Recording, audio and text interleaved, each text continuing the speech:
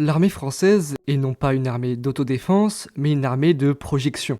Cela passe par différents facteurs, comme par exemple le groupe aéronaval Charles de Gaulle. Se projeter ne signifie pas pour autant envoyer une force à des milliers de kilomètres du territoire national. Ainsi, les soldats français actuellement sur le front est de l'OTAN font pleinement partie de la doctrine de projection des forces françaises. Si cela met à l'épreuve la chaîne logistique et le quotidien des soldats, il faut aussi se rappeler d'une chose. En Europe, on recense un cours d'eau tous les 200 mètres en moyenne. Pour une armée projetée, franchir un cours d'eau avec des véhicules n'est pas très aisé. Ainsi, la France comme d'autres pays se servent de ponts flottants et de moyens de franchissement. Aujourd'hui, nous allons parler du PFM, ou pont flottant motorisé, engin indispensable lors d'une projection de force.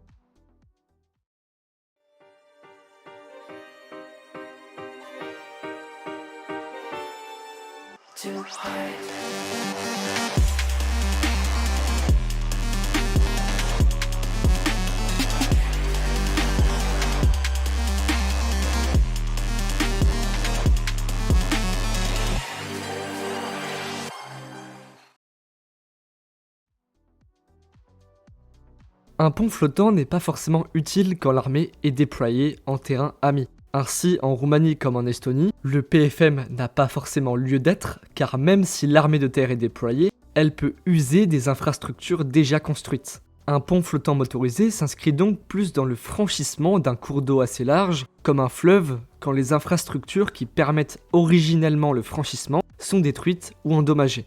Le PFM s'inscrit donc plus dans une doctrine offensive pour permettre la projection de force en terrain ennemi quand la plupart des infrastructures se révèlent inutilisables.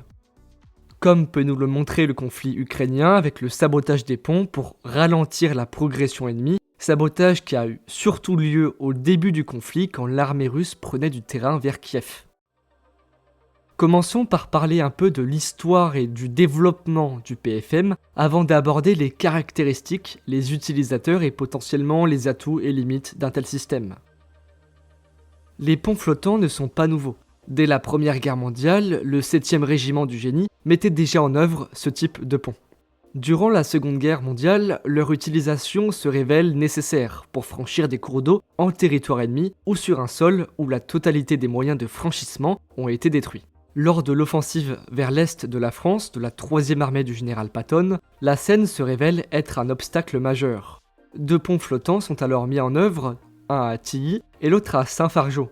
À l'époque, un pont flottant, comme celui de Patton, se compose de canons gonflables ou de barges surmontées de rails permettant la circulation de véhicules blindés et de l'infanterie. Les ponts flottants ont donc, dès la Seconde Guerre mondiale, prouvé leur nécessité lors d'une projection de force, les 2 ponts ayant permis la traversée de plus de 500 000 hommes. À la fin de la Seconde Guerre mondiale, l'armée française commence le renouvellement global de ses capacités. Des études autour des ponts flottants sont alors effectuées. Et en 1961, la France commande 18 AMX-13 PDP ou poseurs de pont. Lors de la guerre froide, la capacité du génie est donc effectuée par l'AMX-13 PDP.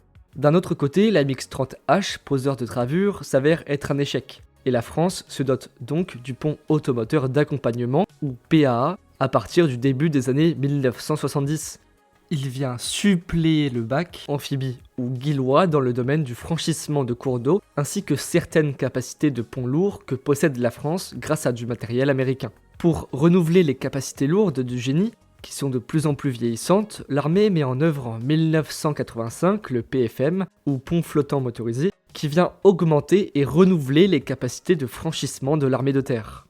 Entre 1985 et 1997, les capacités de franchissement de coupures humides sont en effet renouvelées avec l'apparition du PFM en 1985, l'arrivée du FA ou engin de franchissement de l'avant en 1993 et la fin du service actif du bac guillois en 1997.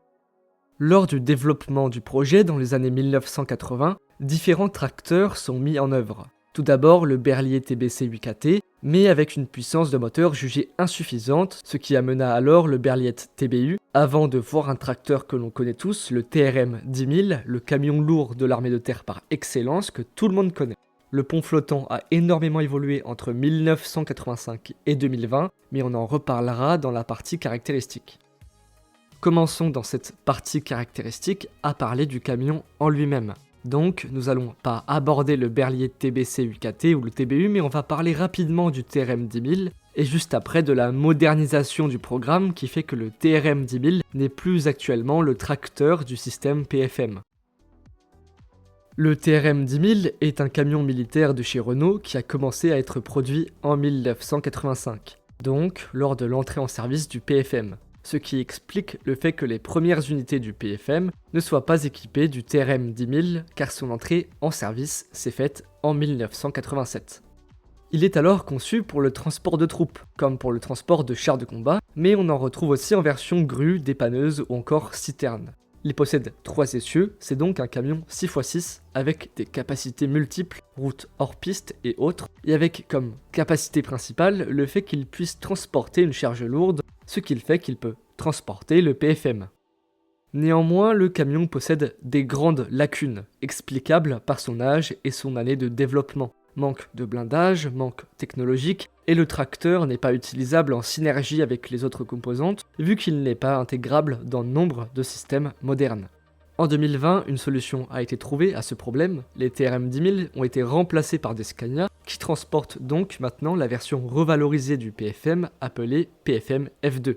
Après quelques recherches, on peut voir qu'il y a 2 tracteurs Scania, un Scania blindé et un Scania non blindé, le Scania blindé qui est fait pour l'opération extérieure et pour la projection de force, vu qu'il est censé ouvrir le terrain avec les unités du génie pour permettre la progression des unités blindées et unités d'infanterie en aidant ces unités à traverser un cours d'eau.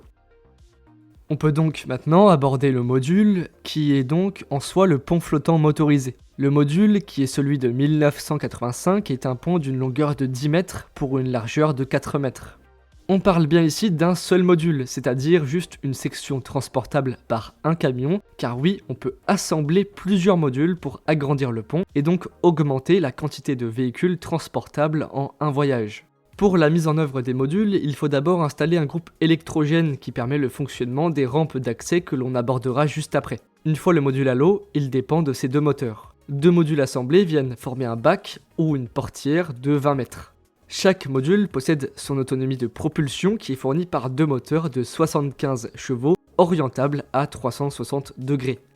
La flottabilité est assurée par le caisson central ainsi que les 2 caissons latéraux et les 2 ballasts. Pour une mise en œuvre, il faut compter 13 personnes, on parle bien ici pour la version originale, et pour un ferry de 2 modules et 2 rampes, soit 20 mètres de longueur. Car oui, le PFM est opérable soit en ferry, c'est-à-dire qu'il fait des allers-retours entre 2 berges, soit utilisable en pont, c'est-à-dire mettre bout à bout plusieurs PFM pour créer un pont flottant d'une berge à l'autre. Pour la version 1985, il fallait 42 hommes pendant 30 minutes pour mettre en œuvre un pont de 100 mètres qui permettait un passage de 250 véhicules par heure. La rampe est aussi pleinement un équipement important du dispositif, permettant la transition du PFM à la terre pour tous les véhicules que transporte le système.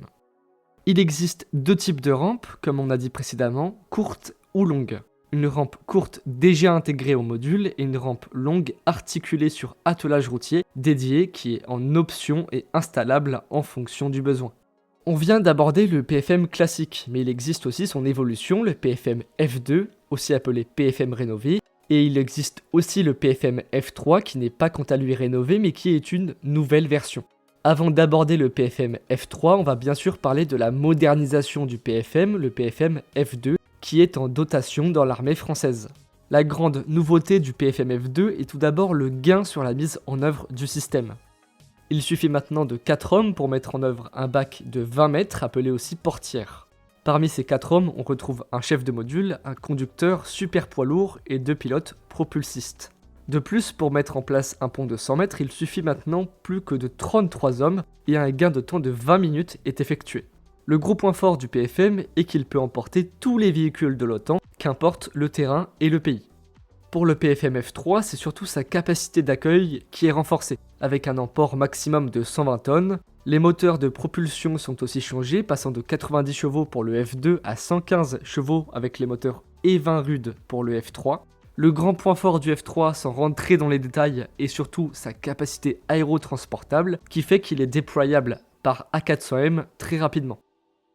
Au niveau des utilisateurs, on retrouve donc la France qui en utilise depuis 1985 dans de multiples unités, mais aujourd'hui seul le 6e régiment du génie possède encore des ponts flottants PFM, sans compter bien sûr sur l'école du génie. Tous les autres régiments possédant ce pont ont été dissous, sauf le 3e régiment du génie qui a cédé ses ponts au 6e régiment du génie. Le pont s'est aussi pas mal exporté en Europe grâce à de capacités assez uniques. Des pays comme l'Italie ou la Suisse en sont possesseurs, sans oublier la Pologne qui a passé une commande de 320 millions d'euros à la France pour s'équiper de ces matériels. Vous allez pouvoir retrouver un article en description qui vous en dira plus sur cette livraison. La Malaisie en possède aussi, seul pays hors Europe à en posséder d'ailleurs. Et sans oublier l'Ukraine. On en a parlé au début de la vidéo, mais avec le nombre conséquent de destruction d'infrastructures, la projection de force est bien difficile en dehors du terrain contrôlé par son armée. D'où l'achat de PFM qui permettront sûrement en cas de contre-offensive de franchir les cours d'eau dont les ponts ont été détruits lors de la percée russe début 2022.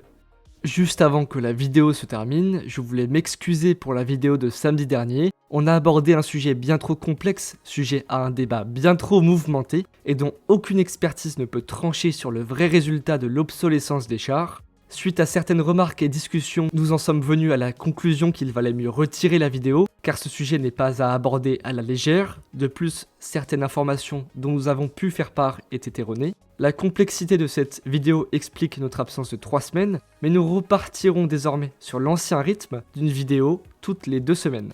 Et voilà, on arrive déjà à la fin de cette vidéo sur le PFM. Je vous remercie de l'avoir suivi comme d'habitude. N'oubliez pas de rejoindre notre serveur Discord et de vous abonner à samedi dans 2 semaines.